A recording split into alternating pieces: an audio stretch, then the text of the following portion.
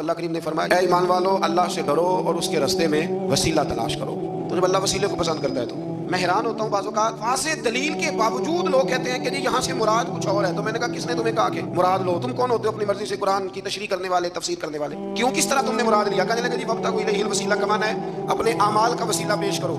यानी वो अमाल जो पता नहीं कबूल है कि नहीं, उनका वसीला दे लो तो वो जायज़ है। ये तो अमाल पता नहीं मकबूल है कि नहीं मकबूल, तो उस रसूल का वसीला ना दे जो हर वक्त ही आपकी बारगाह में मकबूल है। आपने मौलाना का बयान सुना, इसमें वो वसीला के ऊपर जो बात कर रहे हैं, देखें बात वसीला की जो है ना रसूलुल्लाह सल्लल्लाहु अलैहि वसल्लम तक नहीं रही, बल्कि उनके बाद जिनका भी दरबार बना दिया गया है उनके तमाम के ना सिर्फ वसीले दिए जाते हैं बल्कि डायरेक्ट उनसे दुआ की जाती है। जैसे कि शेख अब्दुल कादिर जानी रहमतुल्लाह के मज़ार के ऊपर जाकर आपने देखा कि अक्सर लोग डायरेक्ट उनको पुकार रहे होते हैं, उनसे दुआ कर रहे होते हैं। आप ही का फरमान है कि नेक मुरीद मेरे लिए और मैं गुनाहगारों के लिए हूँ।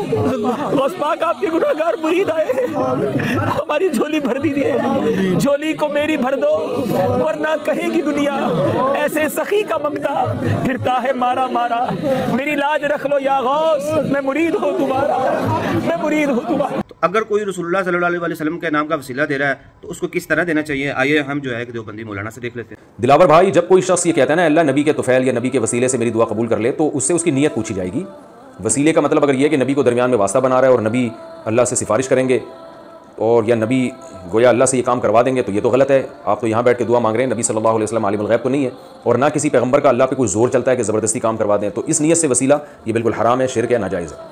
और अगर आपकी नीयत यह है कि नबी के वसीले से यानी नबी के मोहब्बत और नबी के ताल्लुक़ के वसीले से कि हम नबी के उम्मत में हैं, तो अल्लाह तो हम नबी के उम्मती हैं और तू नबी सल्लल्लाहु अलैहि वसल्लम से मोहब्बत करता है तो आपके उम्मतियों को की भी खास रियायत करता है, तो नबी के वसीले का मतलब नबी के उम्मती होने के वसीले से या नबी से हमें मोहब्बत है इस वसीले से, तो ये फिर वसीला बिल अमल ही है और वो बिल इत्तेफाक जायज़ है। अब देखिए कुरान में बहुत सारी ऐसी आयात हैं जिनका वाज़ह मतलब जो है मौजूद है, जैसा कि नबी सल्लल्लाहु अलैहि वसल्लम के बारे में कुरान पाक में है कि मेरी मिसल जो है वो इंसानों जैसे, लेकिन आप सल्लल्लाहु अलैहि वसल्लम का मर्तबा जो है वो सबसे बुलंद है। आप सल्लल्लाहु अलैहि वसल्लम को तमाम जहानों के लिए रहमत बना के भेजा गया। यहाँ पे बात जो है ना स्पीशीज की हो रही है, वहाँ पे वाज़ह मतलब मौजूद है लेकिन उसके ऊपर आप वाज़ह के ऊपर नहीं जाते, आप भी इधर उधर हो जाते हैं। इसी तरह जो नेक अमाल है उनका वसीला दिया जा सकता है। ये नहीं कहा कि मेरे तमाम अमाल का, बल्कि नेक अमाल का वसीला देना होता है। लेकिन खैर मैंने एक इख्तलाफ किया, मुझे इस चीज़ से इख्तलाफ है कि वसीला नबी सल्लल्लाहु अलैहि वसल्लम का सिर्फ नाम लिया जाता है, नाम ये लिया जाता है और फिर सीधी दुआ शुरू हो जाती है। जिस तरह अल्लाह हाज़िर नाज़िर है उसी तरह जो है अल्लाह की मखलूक को, अल्लाह के बंदों को भी हाज़िर नाज़िर समझ के उनको भी दुआ उन्हीं से करना शुरू कर दी जाती है। हालांकि दुआ इबादत है और इबादत इस्लाम में सिर्फ अल्लाह ताला की है।